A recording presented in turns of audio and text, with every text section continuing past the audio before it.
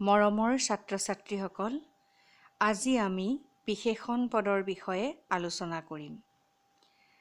তোমালোকে মন দি শুনিবা আৰু বুজিবলৈ চেষ্টা কৰিবা। বিশেষণ পদ, যি পদে আন পদৰ দোষ গুণ, অৱস্থা, পৰিমাণ, সংখ্যা আদি বিশেষকৈ বুজায়, তাক বিশেষণ পদ বোলে। যেনে ৰাম ভাল ল'ৰা। ৰাম কেনেকুৱা ল'ৰা? ৰাম এটা ভাল ল'ৰা। ভাল এই শব্দটোৱে বিশেষণ।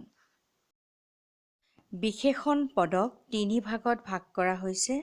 সেইকেইটা হ'ল বিশেষ্যৰ বিশেষণ, বিশেষণীয় বিশেষণ আৰু ক্ৰিয়া বিশেষণ।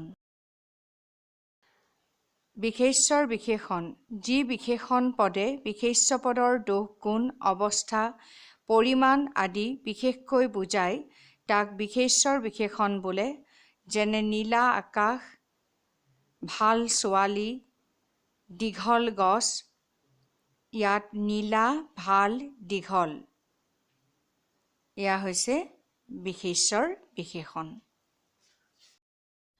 বিশেষণীয় বিশেষণ, যি বিশেষণ পদে আন বিশেষণৰ গুণ, দোষ, অৱস্থা, পৰিমাণ আদি বিশেষকৈ বুজায়, তাক বিশেষণীয় বিশেষণ বোলে।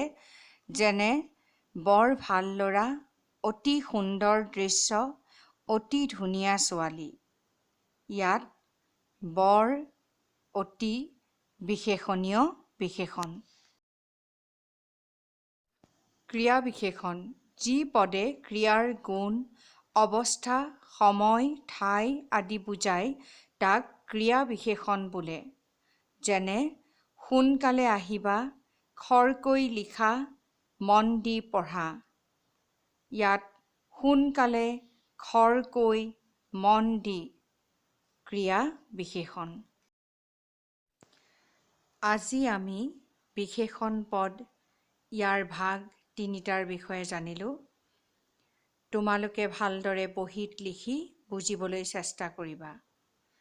আজিৰ পাঠ ইমানতে সামৰণি মাৰিছোঁ। পৰৱৰ্তী শ্ৰেণীত পুনৰ লগ পোৱাৰ প্ৰতিশ্ৰুতিৰে ধন্যবাদ।